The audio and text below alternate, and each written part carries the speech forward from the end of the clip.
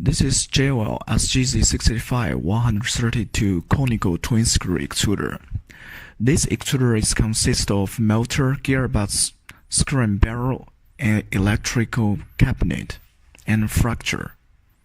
First, let's talk about the matter which needs to pay attention and the maintenance. This extruder is equipped with a 37 kilowatt AC motor. There has a bearing on both sides of the motor. There are two lubricant oil nozzles on both sides of the bearings, in front and on behind. The lubricant oil must be added regularly to make sure the lubricants of the bearing.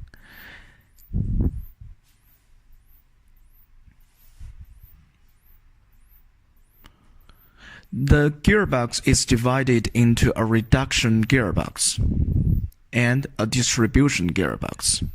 The distribution gearbox converts one output power into two output powers. In terms of maintenance, the gearbox must be filled with 220 medium load gear oil.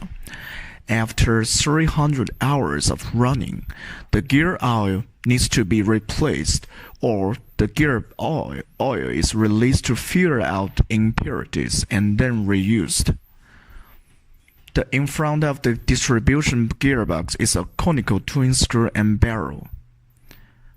Its function is feeding, plasticization, and extruding. Here is the main cabinet, which includes all the electrical components and the inverter. All the operating procedures of the extruder are in the electrical cabinet.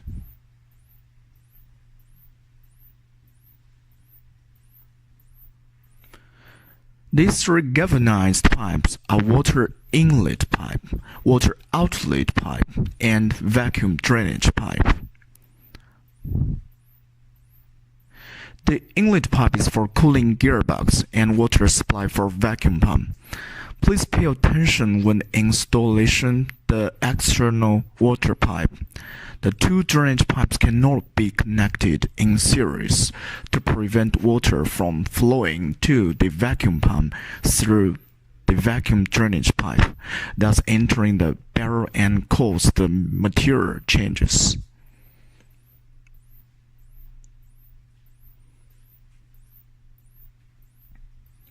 The connecting hose is easily blocked between the vacuum seat on the barrel and the vacuum pump in below.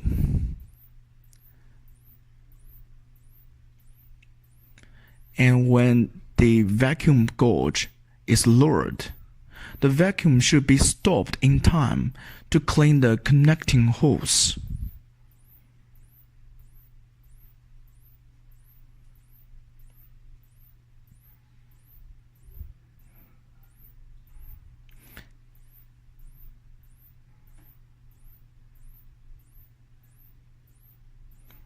Let's talk about some precautions before starting the extruder.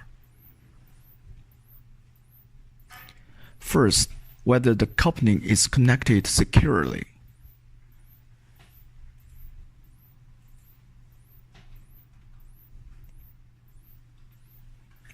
Second, the big bolt for connecting the barrel and the distribution box is connected in place and should tighten the bolt very close. Third, open the material inputting system cover and check the screw whether it can move backward.